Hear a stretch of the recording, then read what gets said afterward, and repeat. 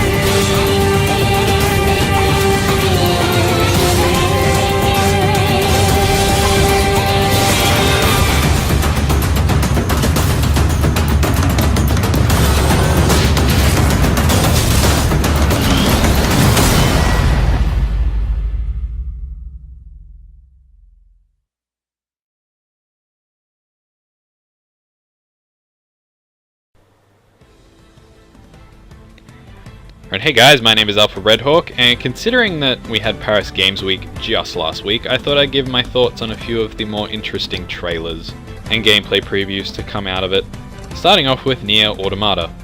Now for those that don't know, the original Nier from 2010 was an action-adventure JRPG developed by Caviar, published by Square Enix. And while it did very well in Japan, it did incredibly poorly here in the West, selling, from what I can gather, around 500,000 copies, which is not good.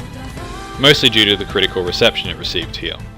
Now, despite the game having an amazing soundtrack, an interesting story, a fantastic graphical style, and superb voice acting, as well as an immense amount of gameplay variety, it was overall panned for its actual graphical fidelity, which did kind of make it look like a PS2 game, and its overall repetitive quest structure and combat style.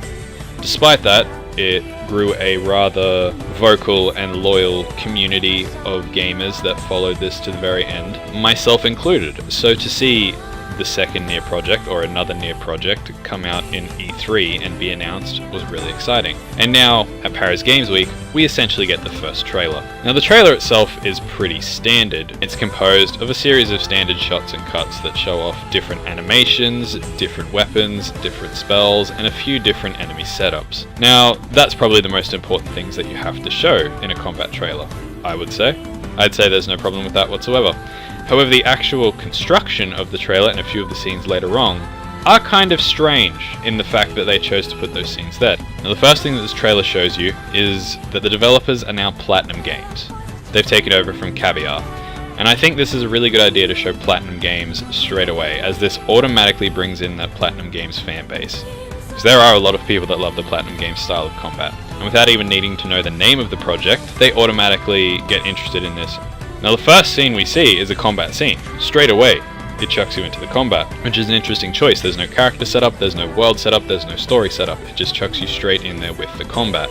It shows off some beautiful animations, it shows off some interesting different weapons. Not a lot of different weapons, but a few. But that's incredibly important considering that weapons were a huge part of the original game. And it also shows off a few different spells and enemies. The thing that strikes me as a bit odd is that just over halfway through the trailer, it ramps up and ramps up and ramps up until it gets to a point where it drops straight back off again, because it simply shows two small drones flying around shooting off basic magic. At this point, we've already seen that many times over. We've seen larger groups of enemies, we've seen bosses, we've seen bullet hell sequences, and then it just shows us that. And then the very scene after that, towards the end of the trailer, is the character introduction scene. I think it's an interesting choice to do this, and I'm not entirely sure why they did it. Now, this trailer had a strange effect on me. The first time I watched it, I was very excited about it. It's Platinum Games, it's Nier, how can I not be? However, the next couple of times I watched it, I ended up getting a little bit worried. It became blatantly obvious that they're only showing off 2 different areas. They're showing off very few enemies. In fact, I think they're only showing off 4 different kinds of enemies and 2 bosses, which is not great variety. And variety was absolutely part of what made Nier so great. However, I also noticed some other things. Some nice little touches that I think really do start building this world in a nice way. Obviously, the robot hanging around with our main character is probably going to fill in the same role as Grimoire Weiss did in the original game. And in saying that, his interaction with the world at the moment I think has been quite interesting. Obviously, he's invincible, we've seen him go through projectiles and stuff at the moment, which is fine, not a problem. However, the thing that I found quite interesting was one scene in particular in which the main character essentially jumps and then floats back down to the ground, or hovers, whatever you want to call it. And instead of just showing some kind of strange ripple effect underneath her as some kind of magical floating device, she instead grabs that small robot, of which I'm not sure of the name at the moment.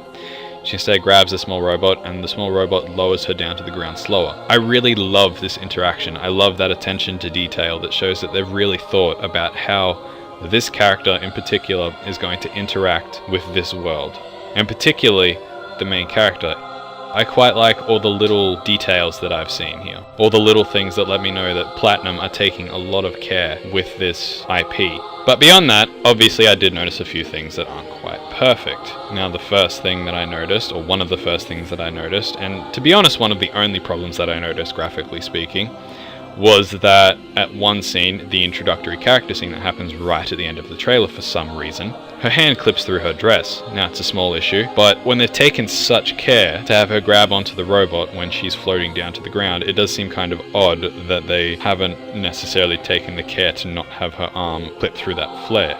Now, in saying that, this is still rather early on in development. I'm sure they'll fix that up later. Now, this is a good trailer. This is a great trailer, and it fulfills 2 very important roles, I think.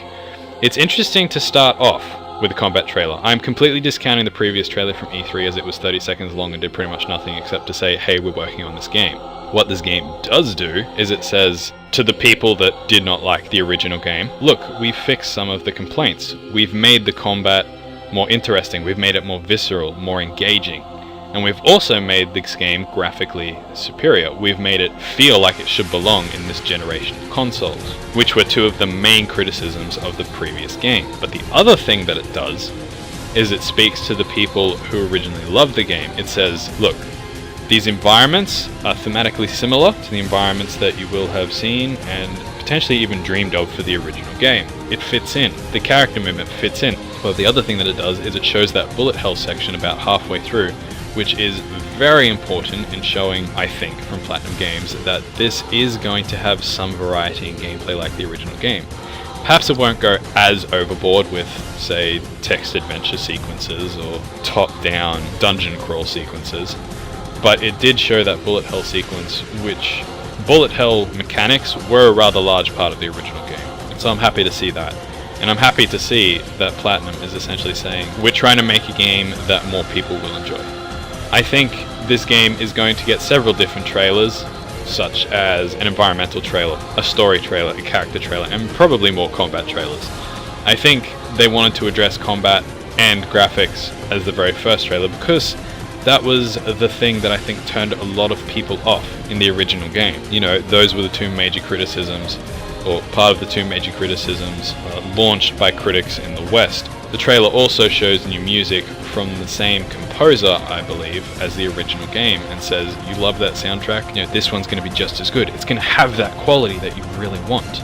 But I do wonder a few things about this game at this current point in time. Most of all, will it have that variation in environment and gameplay? And I'm sure they will get there. But I also wonder whether we will have shades. Obviously, the name of the game implies that the automatons are the main focus of the story and in fact the combat. However, the original game did focus almost wholly on a shade type enemy, a completely different type enemy. And while automatons were a faction in there, I wonder if shades will be present in this game at all.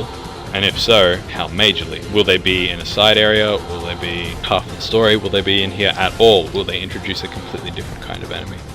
It's very early on in the development of this game, but I think the trailer actually does a pretty good job. I think it counters a lot of the criticisms that the original game has, and I think it draws in those Platinum Games fans immediately. So, good on you Platinum, good on you Square Enix for taking another shot at this franchise, which a lot of people loved, even though a lot of people hated, and I'm quite excited for it. This is easily one of my dream games.